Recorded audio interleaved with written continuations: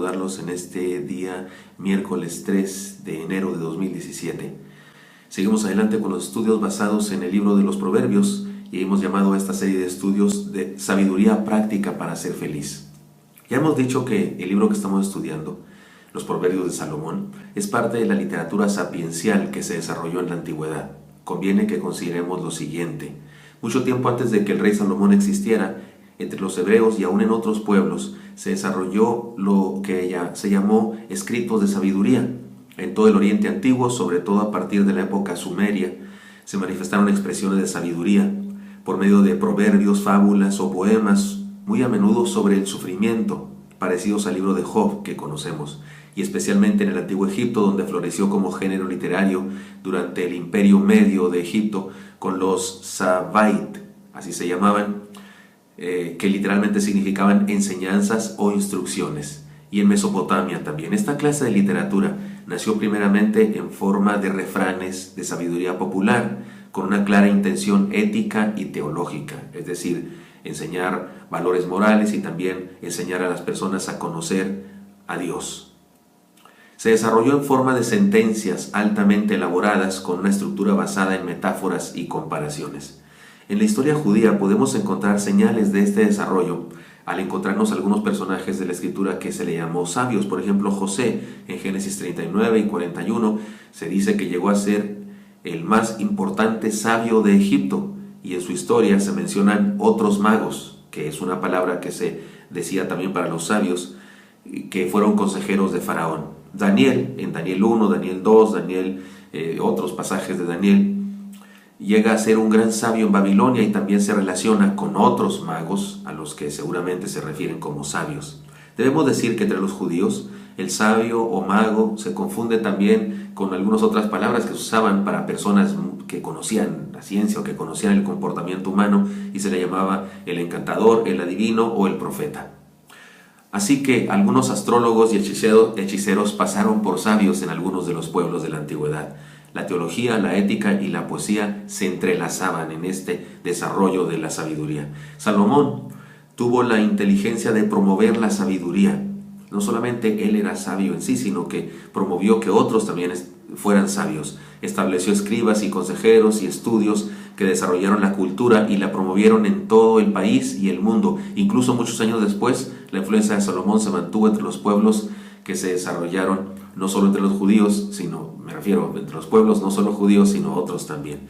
Los libros sapienciales de los judíos que forman parte del canon de la palabra del Señor, es decir, que fueron inspirados por Dios, son Job, Salmos, Proverbios, Eclesiastés y el Cantar de los Cantares. A estos libros se les llama literatura sapiencial. Proverbio, del latín proverbium, es un tipo de paremia, se le dice así, un enunciado sentencioso. También se le llama refrán, adagio, máxima, sentencia, aforismo, frase proverbial, apotegma. Etimológicamente hablando, proverbio significa por una palabra, o dicho o discurso. La palabra que aparece en el original de la Biblia hebrea, es la palabra mashal, que quiere decir comparación, y esto tiene relación directa con el sentido de los proverbios, que esencialmente son comparaciones que conducen al lector a una verdad ética práctica para vivir. En el hebreo la palabra mashal se usaba indistintamente para lo que nosotros llamamos parábola o proverbio. En los dos casos se trata de comparaciones, aunque en el caso de las parábolas el desarrollo de la comparación regularmente es mucho más amplio, y los proverbios regularmente, aunque no siempre, pero regularmente son breves. Los proverbios son una hermosa construcción literaria de la teología, la ética y la poesía, y estos se entrelazan entre sí perfectamente. Muy bien, disculpen este discurso educativo, este discurso histórico, pero me parece importante que usted y yo tengamos conciencia de esto, porque esto es lo que estamos estudiando ahora, el libro de los Proverbios, y tiene que ver con toda esta historia. Leamos el texto de hoy y encontremos los consejos sabios que nos presenta. Se trata de Proverbios capítulo 1, versículos 8 y 9. Solamente 2 versículos. Oye, hijo mío, la instrucción de tu padre, y no desprecies la dirección de tu madre, porque adorno de gracias serán a tu cabeza y collares a tu cuello. Varias enseñanzas, pero la principal de ellas, o la enseñanza global de este devocional, es esta: la sabiduría embellece la vida. Sí, Señor, la sabiduría embellece la vida.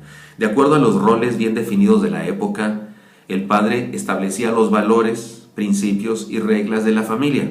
Y la madre, quien permanecía en casa regularmente en aquella cultura, vigilaba que se cumplieran.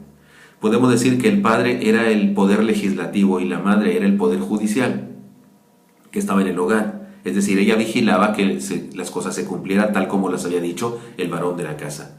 Y de acuerdo con la sabiduría de este pasaje, una vida que se somete a estos poderes, legislativo y judicial de la casa, era una vida estructurada, ordenada y atractiva o bella. Sin embargo, debemos interpretar este pasaje y aplicarlo a cualquier circunstancia, incluso cuando las circunstancias familiares no son las más adecuadas. Porque si nos quedáramos con esta idea de que solamente en una familia que funciona perfectamente, donde todo es lindo, se puede tener una vida de sabiduría y una vida recta delante de Dios. Y entonces, ¿qué hacemos con las personas que tienen un origen de una familia disfuncional? ¿Qué hacemos? ¿Están condenadas a ser necias y a nunca ser sabias y a nunca vivir a plenitud? No, definitivamente no. De hecho, las enseñanzas que podemos obtener ustedes y yo de esta principal, la sabiduría embellece la vida, son las siguientes. Primera, la sabiduría es la capacidad de aprender de los padres. Esto es así, sin importar si los padres son buenos o no tanto, si están presentes o ausentes. El punto es que siempre podemos aprender si tenemos la disposición de hacerlo. El hijo de un padre alcohólico es alcohólico porque repite los patrones de su padre. Sin embargo, su hermano aborrece tanto el alcohol que justamente porque ha experimentado el sufrimiento y el dolor que puede causar, decide nunca jamás ni siquiera acercarse unos metros al alcohol. Ninguno de los dos estaba destinado a ser o a no ser como su papá. Sencillamente decidieron su camino, decidieron uno de ellos dejarse doblegar y repetir patrones y el otro aprender y ser diferente. Aprendamos de nuestros padres, imitemos su buen ejemplo y superemos sus ejemplos negativos. Así que la sabiduría es la capacidad de aprender de los padres, buenos o malos. En segundo lugar, la sabiduría hace atractivo al ser humano. Podemos decir que el hogar, además de ser la primera y más importante escuela, también es un salón de belleza, y un salón de belleza completo, por cierto. Pero no perdamos de vista una cosa: no tener una buena familia o ser parte de una familia disfuncional no justifica que destruyamos nuestra vida. Recordemos que la sabiduría es una elección. Como padres debemos procurar crear un ambiente propicio para el desarrollo de la vida. Debemos enseñar los principios y valores de la palabra de Dios. Pero como hijos, si no tenemos esa dicha, debemos buscar en la adversidad la enseñanza que nos ayude a superar las deficiencias que hayamos tenido en nuestra educación. Muchos seres humanos que han tenido que crecer en un orfelinato han llegado a ser excelentes seres humanos y algunos hijos de familias bien formadas han terminado presos de alguna adicción. Una vez más, no es cuestión de destino ni de herencia, sino de una decisión personal. Ahora bien, de acuerdo con estos pasajes, aquellos seres humanos que deciden aprender de la vida, sea cual sea su circunstancia, y se disponen a superar los problemas familiares, son sabios y bellos. Eso es lo que dice este pasaje. Y esto lo podemos entender de las siguientes maneras. Déjenme decir algunas sentencias que me parece que nos pueden ayudar a entender esta verdad. Hay una gran belleza en la disposición de un ser humano por cambiar sus perspectivas de vida, como las hermosas flores que pueden surgir en un pantano. Nadie espera que en un pantano surjan flores, pero hay flores, y muy bellas, por cierto. Pues así es la belleza de la sabiduría en un ser humano, que puede surgir aún en medio de las cosas desagradables. En segundo lugar, no hay persona más bella que la que encuentra la belleza aún en medio de las tragedias, fracasos y dificultades. Eso es una persona bella. En tercer lugar, bella es una persona que se sobrepone a sus circunstancias y logra hacer aquello para lo cual fue creada por Dios. En cuarto lugar, toda creación de Dios es bella. Así que todo ser humano es bello. Pero el pecado destruye la belleza. El pecado hace feas las cosas, incluso las personas.